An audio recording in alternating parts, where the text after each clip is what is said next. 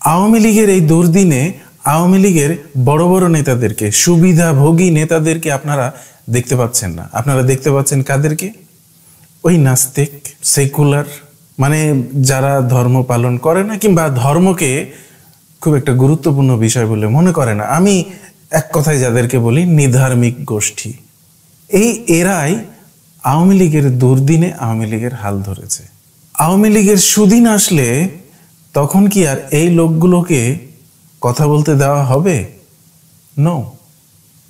তখন আবার এই সুবিধাভোগী নেতারা এসে দলের সমস্ত কার্যক্রম দখল করে নেবে এবং তারা এইসব নাস্তিকদের, এইসব নিধার্মিকদের বিরুদ্ধে বিষোদ্গার করবে।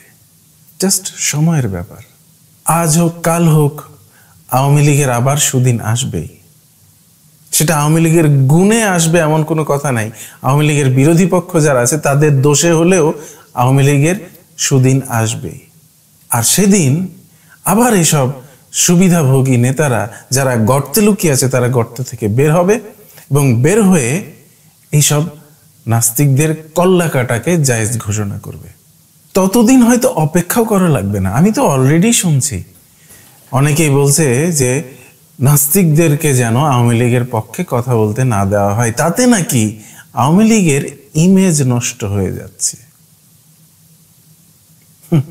আওয়ামী লীগের ইমেজ, তারা যদি এখনই এই ধরনের কথা বলে তাহলে আওয়ামী লীগের সুদিন আসলে কি বলবে সেটা তো অনুমান করা খুব সহজ।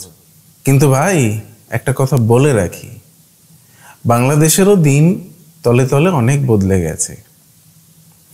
এখন বাংলাদেশে এইসব অধার্মিক, নিধার্মিক, নাস্তিক, সেকুলার, মোট কথা যারা ধর্মকে বেল দেয় না, ধর্মকে নিজেদের আত্মপরিচয় হিসেবে মনে করে না, মানে মোট কথা ধর্মকে একটা গুরুত্বপূর্ণ বিষয় বলেই মনে করে না, এই ধরনের লোকের সংখ্যা বাংলাদেশে কিন্তু এখন কম নাই।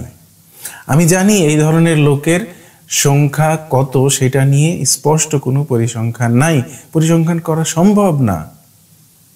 কারণ এই ধরনের লোকেরা প্রকাশ্যে আসতে ভয় পায়। তাদেরকে দাবিয়ে রাখা হয়েছে, তাদেরকে চাপিয়ে রাখা হয়েছে। তাদের নিজেদের জানমাল, তাদের পরিবার, আত্মীয় স্বজনের নিরাপত্তার কথা চিন্তা করে তারা চুপ থাকে। কিন্তু আপনারা যদি মিনিমাম কমন সেন্সটুকু খাটান, এই অনলাইনের যুগে খুব ভালোভাবে বুঝে যাওয়ার কথা যে বাংলাদেশে একটা বিশাল অঙ্কের মানুষ বর্তমানে নিধার্মিক। সেটা টোটাল জনসংখ্যার একটা সিগনিফিকেন্ট পার্সেন্টেজ হতে বাধ্য। সুতরাং তাদেরকে উপেক্ষা করে আপনি দলের নীতি নির্ধারণ করতে পারবেন না, করলে আবারও ভরাডুবি হবে। আর এই নিধার্মিক গোষ্ঠী কিন্তু ওই ধর্মান্ধদের মতো কোনো কিছুতেই অন্ধভক্ত হয়ে থাকে না। সুতরাং এইটা আশা করবেন না যে তারা যে কোনো পরিস্থিতিতেই আওয়ামী লীগকে একেবারে অন্ধভাবে সমর্থন দিবেই। তারা তাদের বাপ দাদার ধর্মকে ছুঁড়ে ফেলতে পারে, তারা তাদের ঈশ্বরের বিশ্বাসকে ছুঁড়ে ফেলতে পারে। আওয়ামী লীগ তো সামান্য ব্যাপার। সুতরাং আওয়ামী লীগকে প্রকাশ্যে ঘোষণা করতে হবে যে তারা আসলে প্রগতিশীল দল। তারা আর কখনোই ধর্মান্ধদের, মৌলবাদীদের, ধার্মিকদের পা চাটবে না। কওমি জননী হওয়ার জন্য সেই দলের প্রধান উঠে পড়ে লাগবে না। ক্ষমতায় গেলে আবার প্রকারান্তরে বিভিন্ন রকম ভাষণ দিয়ে নাস্তিক হত্যাকে জাস্টিফাই করা যাবে না। আমাকে যদি জিজ্ঞেস করেন আওয়ামী লীগের সবচেয়ে জঘন্য নীতি কি, আমি বলবো তাদের দুই নৌকায় পা দেওয়ার নীতি। এই দুই নৌকায় পা দেওয়া থেকে তাদেরকে দূরে সরে আসতে হবে। তাদেরকে ঘোষণা দিতে হবে যে তারা আসলেই প্রগতিশীল দল। অতি সত্বর দলের কেন্দ্রীয় পর্যায় থেকে ঘোষণা আসতে হবে যে তারা অধার্মিক, নিধার্মিক, নাস্তিক, সেকুলার এই সব লোকজনের প্রতি কৃতজ্ঞ। এই অসময়ে আওয়ামী লীগকে সাপোর্ট করার জন্য, আওয়ামী লীগকে টিকিয়ে রাখার জন্য। হ্যাঁ, কথা ঠিক যে আমরা প্রত্যেকেই এই ইউনূস সরকারের বিরোধিতা করছি, কারণ ইউনূস হচ্ছে চরম মাপের অযোগ্য একটা মানুষ। সে মেটিকুলাস প্ল্যান করে একেবারে চূড়ান্ত রকমের ষড়যন্ত্র করে ক্ষমতা দখল করেছে, তাতে কোনো সন্দেহ নেই। সে দেশকে ধ্বংসের দ্বার প্রান্তে নিয়ে গেছে। সুতরাং এই দেশটাকে বাঁচানোর জন্য, দেশ প্রেমের তাগিদ থেকে এইসব নাস্তিকরা এই ইউনূস সরকারের বিরোধিতা করছে। তার মানে এই না যে ধরে নেবেন না যে ইউনূসের বিরোধিতা করা মানেই হচ্ছে আওয়ামী লীগকে সাপোর্ট করা।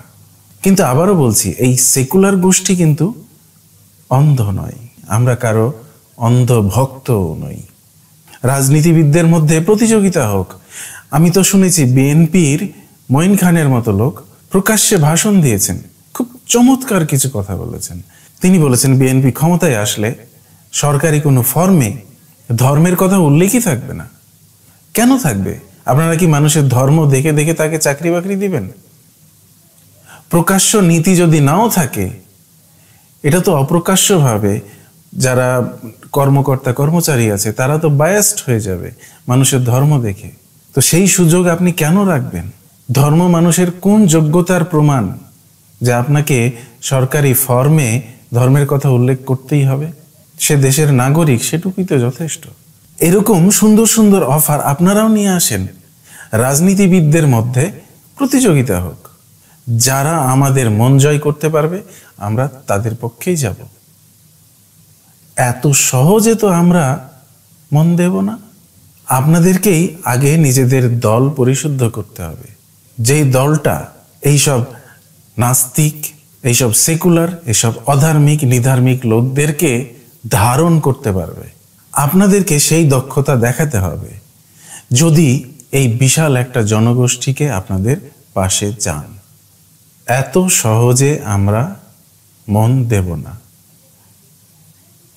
সুতরাং অতি সত্বর প্রকাশ্যে ঘোষণা দেন যে তারা আসলেই প্রগতিশীল দল, তারা আর কখনো ধর্মান্ধদের পা চাটবে না। এবং অতি সত্বর এই আপদকালীন সময়ে আওয়ামী লীগকে সমর্থন যোগানোর জন্য তাদের ত্যাগ তিতিক্ষাকে স্বীকৃতি দিয়ে বিবৃতি দান করেন। এটাই হতে পারে আওয়ামী লীগকে পুনর্বাসন করার প্রথম ধাপ। ধন্যবাদ। দেখা হবে তিতা টিভিতে।